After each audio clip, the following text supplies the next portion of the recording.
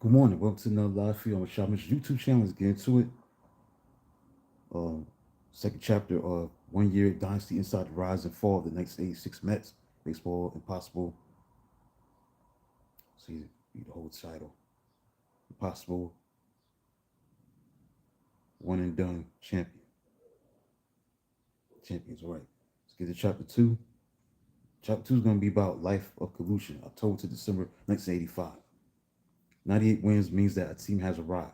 Championship Series tickets are printed. The ornamental bunting is brought out of storage and throws across the state, prepared to go raw chilling, yelling, occasionally nipping from a flask on chilly October nights. But the 1985 Mets and their fans experienced none of this. They were the first National League team since divisional play began 1969 to win 98 games and not reach the playoffs. The Mets' inaugural season, 1962, was the last time a National League team won 98 or more times and did not play in October. 10 off seasons into the first class of free agents. Signed a place on the opening market. Had proved an excellent way of filling roster holes. For some teams at least. For every Richard Jackson who signed two big free agent deals and both the Yankees and the Angels to the postseason, there was a Wayne Garland whose 10-year, $2 million a track signed in 1977 was still on Cleveland books in 1986. 5 years after being waived in a trial career encompassing just 88 starts, 28 wins, and 48 losses. Trying to fit gauge future performance and health was the biggest game of free agency. There was always the risk that the open market could turn into a high stakes poker game with other teams. There's no group more used to getting what they want than a bunch of old men. Mars shot with enough money to own a major league team. So with general managers wagering with ownerships money, the power in the middle of the table could grow quite large. Those were the hazards of the game, which would be fine. But only free agents panned out on the field the same way they did the rich man's imagination. When you subscribe to the channel, hit the like button, subscribe to the channel. Mets general manager Frank Cashin did not like free agency. For those complaining about 21st century Mets general manager Sandy Alderson free agent track record, and Alderson has nothing on Cashin.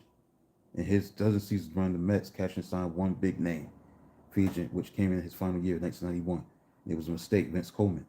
Yet between 1980 and 1990, Cashin engineered the most productive period in franchise history. He mostly used free agents to fill small holes in the roster or in the rebuilding years in the early 1980s, signed past their prime players to mask the fact that the team had hardly anyone who could play. In his first 6 seasons with the team, Cashin signed a grand total of five major league free agents who played out their options with other teams. All were near the end of their careers. Three of those signs, Rusty Staub, Mike Covage, and Dave Roberts, came in a 1 month span Cashin's first full year as Mets GM.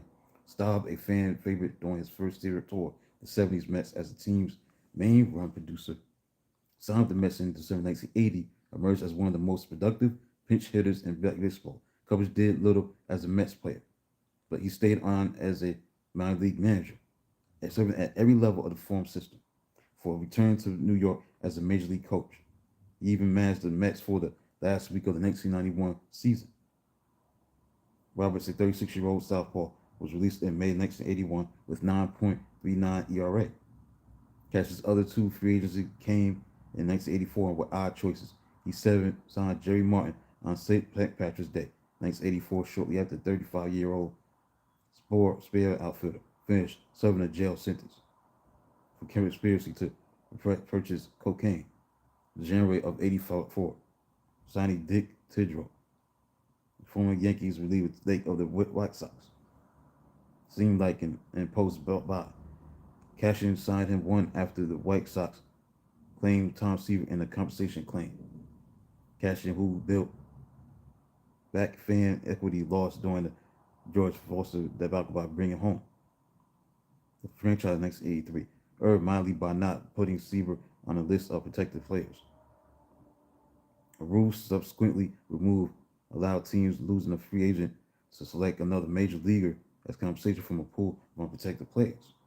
There were bitter feelings between the Mets and the White Sox, though Chicago clearly didn't want Tidrow.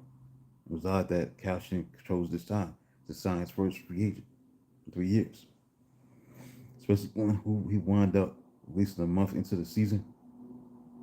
That was the reasoning behind his past dalliance with free agency. Cashman would not be involved in any such versions for 1986. As it turned out, every team suddenly looked at the free agency with the disdain of Frank Cashman. Was no accident. On the day of Game 3 of the World Series in 1985, Major League owners convened a private auditorium at the Anheuser-Busch Brewery in St. Louis. Gussie Busch was the longtime owner of the Cardinals, president of the country's #1 brewery. He truly could be called the king of beers. Yet the owners weren't there to listen to Bush or even drink beer. They were Scotchmen by and large. The lords of the realm, as John Heller called the owners in his book of the same name, was addressed that day by outgoing players relations committee chair Lee McPhail. McPhail, a second generation major league executives, featured Hall of Famer, had served as two teams general manager and then American League president. His finest moment was finally helping sell the 1981 baseball strike. He was best known for having ruled against the Yankees in the 1983 Pine Tar game, overruling American League opponents who had disallowed George Brett's game-winning homer because the bat handle had more pine tar than the rule book permitted. McPhail's report as outgoing PRC chair was his last act before retiring from the game.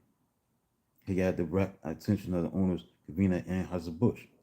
His report in the wake of the two-day strike of that summer, how blessedly brief but still humiliating defeat for ownership, presented the facts and figures of how the last decade of ascending player rights and salaries had made the Lords well less lordly. At the end of the 1985 season, Major League Baseball was responsible for $50 million to non-playing players, those who were either injured or so infected that had been released. The report surveyed 104 hitters and 57 pitchers, all with who long-term contracts, all experienced declining performances as compared to before the start of the contracts. These players, by and large, also spent more time on the disabled list than players with one-year contracts.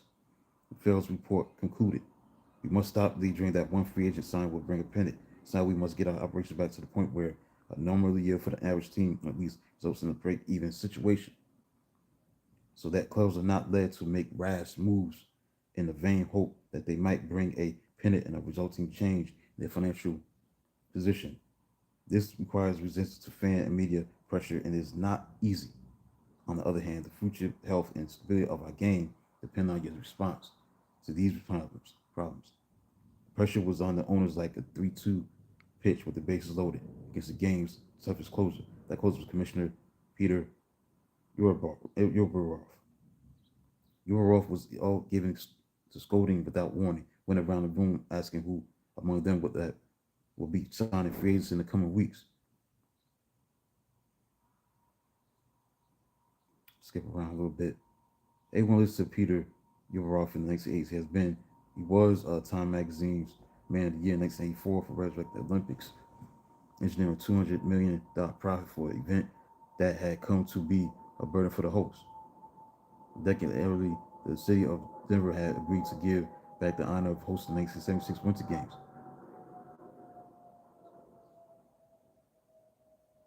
The 1976 Summer Games, Montreal gave birth to the last December of ceaseless cost overruns. Olympic Stadium, which became the Expo's home after the games, but remained saddled with debt, as well as the moniker of the Big O. The 1980 Winter Games in Lake Placid had resulted in pride in American winter sports, thanks mostly to speed skater Eric Hayden, presented 5 gold medals in U.S. hockey's team's fabled miracle on ice. Even as the prestige helped soften the financial losses incurred in the determined little upstate New York New York Village. Any momentum was immediately pushed aside by a U.S. boycott of the 1980 Summer Games in Moscow as a protest USSR's invasion of Afghanistan. Uberov, who had made his fortune in the travel agency business, and then just changed the image of the Olympics at the 1984 Summer Games in Los Angeles. He changed the profit margins. It didn't hurt that Soviet Union's retaliatory boycott had made medals easy pickings for the Americans in 1984. Uberov, who also jacked up the cows for supporting the game so that a $10,000 sponsorship fee, the late classic. 1980 cost $4 million 4 years later. Did baseball ever need a makeover specialist like him? When the Lords eagerly tapped Uberall to replace Bowie Kuhn as commissioner, the owners were essentially saying that no longer needed a gatekeeper to keep the national pastime sacrosanct, that needed someone to boost up the gate, as any outsider could see from a mile away. What the Cooners required most was someone to protect them from themselves, to once and for all stop fighting over players past their prime, to stop bidding up services against each other, or worst of all, against no competitor at all.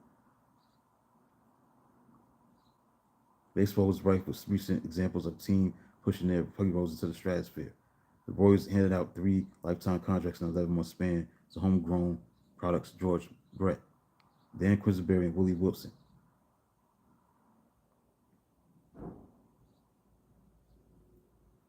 The commissioner chastised the owners of St. Louis on October 22, 1985. He turned to Louis President Lou Hoynes, baseball's all-purpose counsel, Jim Garner, American League Counsel, Larry Rona, PRC chair, replacing McPhail. The commissioner told the lawyers to stop the discussion at any time if any point it smacks of collusion. The lawyers did not stop Europe. It seemed like nobody could. The commissioner reportedly ended the meeting with this admonition: "You all agree. We have a problem. Go solve it." Those words would come up at a later hearing regarding collusion, but that was a long way away. Baseball was in a glorious summer and fall.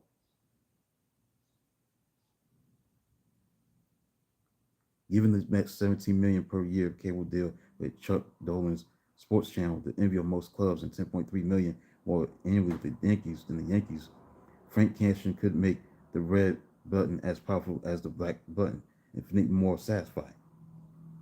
Cashin was a not spendthrift, an attitude evidenced by his free agent abstinence, a baseball man of the old school. He came to the game after serving as a lawyer, newspaper man, brewery manager, the owner of the National Brewing. Gerald Hofberger also owned the Baltimore Orioles, and he put Cashin in charge of baseball operations in 1964. So after Lee McPhail left to join the Yankees, the Orioles won the 1966 World Series, first of 4 pennants, 6 postseason appearances in his decade with his club. He was mentioned as a candidate for American League president, ironically went to McPhail. Even was brought up as a potential commissioner during a failed attempt to oust Bowie Coons in 1975.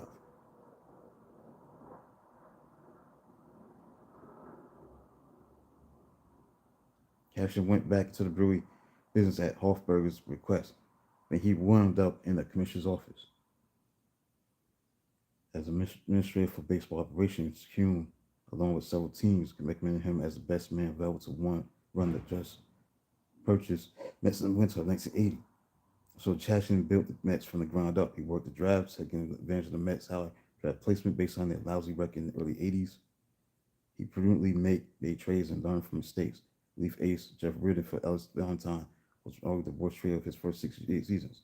He scooped out players with that talent yet were ignored in 1975 rounds of the amateur draft, including Doug Sis, Ed Hearn, one of the organization's better finds, Kevin Mitchell. As the Mets evaluated themselves at the painful end of the 85 season, had to take a look at every aspect of the team and see where they could see better, they could get better. But the 1985 Mets lineup seemed formidable, but then the 257 batting average, 323 on-base percentage, 134 home runs, 695 runs were just about average among the 26 teams in major leagues. Though the Mets were better than most National League teams in these offensive categories, The strength was clearly pitching. Staff fanned more batters than any major league team, allowing fewer hits, bus runners than all but one club. The young guns put the emphasis on young at 24.7 years old on average. Mets pitchers were nearly a year and a half younger than any staff in baseball. That was actually a chink in the arm that Cashman sought to show up. So in the final week of the 1985 season in St. Louis, the Mets lacked the poise, a veteran who could go into a hostile environment,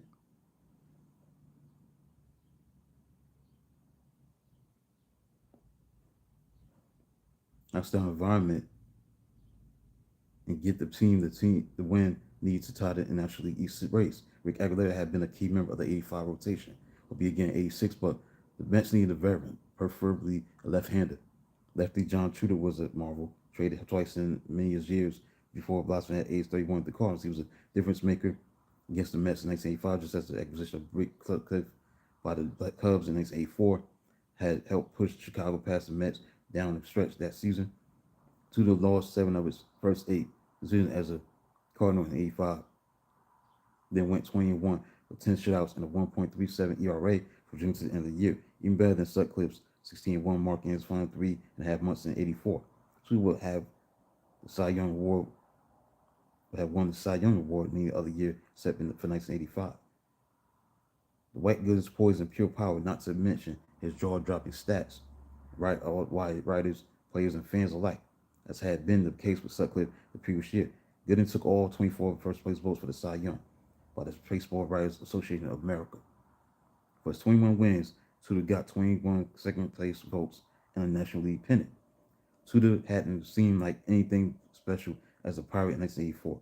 Three pitchers for first says Pittsburgh had better ERA, equal or better in his 12 wins, while New York was abuzz with the big ticket acquisition of Rickey Henderson by the Yankees and Gary Carter by the Mets. The deal that proved more significant for the season ahead was the low-key deal between the Cardinals and the Pirates that sent Tudor and catcher Brian Harper to St. Louis for 35-year-old outfielder George Hendrick, whom the Pirates would trade to the Angels that August in a cost-cutting move. Why do Herzog like Tudor's makeup as well as apprenticeship in Boston? While he'd been a star for parts of 5 seasons before he was dealt to Pittsburgh at the '83 season. Herzog's reasoning behind the deal was simple. Left-handers who pitch at Fenway Park with that short left field have to be smart or they get killed. I figured John Tudor would be a blank of a pitcher in a big ballpark like ours, which stadium was cavernous in its pre-Mark McGwire configuration, and the logic was sound. If Fenway-bred southpaw Tudor could thrive in a big ballpark to change the scenery, maybe the Mets could strike gold with a lefty from Boston. November 13th, 1985 was an especially busy day for the Mets front office. It was a day that teams had to get the rosters down to 40.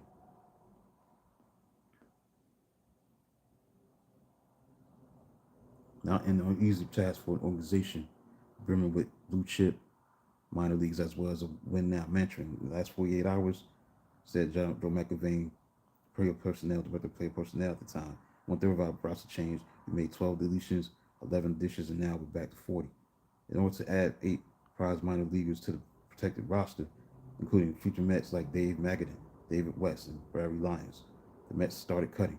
They released veterans like Tom Parrish, acquired in July of 1985 as Drenched Insurance, Kevin Chapman, the right high-end side of the second base platoon, Brent Gaff, who spent the year on the disabled list with a rotator cuff problem and never pitched again professionally. Others were sent outright to Triple-A Tidewater. Sidewinder Terry Leach, southpaw Randy Neiman, plus minor leaguer John Young, versatile veteran and future manager of the year Clint Hurdle. Hurdle had the kind of playing career people consider the legitimacy of a Sports Illustrated cover jinx. The smiling 20-year-old mug and Wincove hair graced no stands in March of 1978, all of 9 major league games under his belt in Kansas City. The label this youngest phenom. When the phenom part didn't pan out, Hurdle became the hardest working guy on every team he played for, and every learned to catch. The suggestion of his minor league manager, David Johnson. Johnson told her, Clint, first thing I'm going to do is get you to play third. That's going to help you get back to the big leagues. As he worked his butt off, Johnson said. Then at the end of the year, I said, now I'm going to put you behind the plate. That's going to get you back to the big leagues because he's a big, strong, and has a good arm, and he was a fast learner. So St. Louis picked him up, took him back to the big leagues as a backup catcher, like a utility with a 24-man roster on a rising play like Hurl was valuable enough for Herzog to scoop him up for the corners in 1986 in the Rule 5 draft. The other 4 players in the Mets needed to cut down were shipped to Boston. At the time, it was projected that the main player coming back was Bob Ojeda, would be the fifth starter or perhaps bullpen insurance in case Jesse Roscoe had another poor season. The most stringing part of the deal this year was the volume of players involved. The Mets got 3 other pitchers besides Ojeda, Sam McCarthy, John Mitchell, who had brief major league careers, plus Chris Bayer went 16-4 in the minors of the Mets 1986, but never rose past Double A. The Mets sent 4 players back. An outfielder who would debut in Boston that summer. Michelle Tarver plus 3 other young players who already had major league experience. They were outfielder John Christian, reliever Wes Gardner, and the first-round pick, 1983. The Mets had drafted for Aguilar and West, and who been the #1 star at the University of Texas ahead of Roger Clemens, a pitcher named Calvin Girardi. As usual, Frank Casher preferred to solve personnel problem decisions via trade. The free agency slowdown did not affect the makeup of the Mets. Like everyone else, they lose cash when an arbitrary rule later in the decade that owners have concluded to restrict players' movement, breaking the rule against teams acting in concert in player deals. 1986 Mets benefit from competing clubs not signing free agents, but the Mets benefited far more from another Ibrahimov decision that could have left the team without his best player in '86. Right, so that's it. I'll be in chapter 3 tomorrow. It's exquisitely bored. January and February 1986. Against that tomorrow. That'll be it. For this 1-year Dynasty book about the 1986 Mets. Like, subscribe to the channel. I'll be back during the hour at 12 o'clock doing my Bible study lesson, The Nature of Faith. So until then, talk to you soon. Like, subscribe to the channel. Talk to you soon.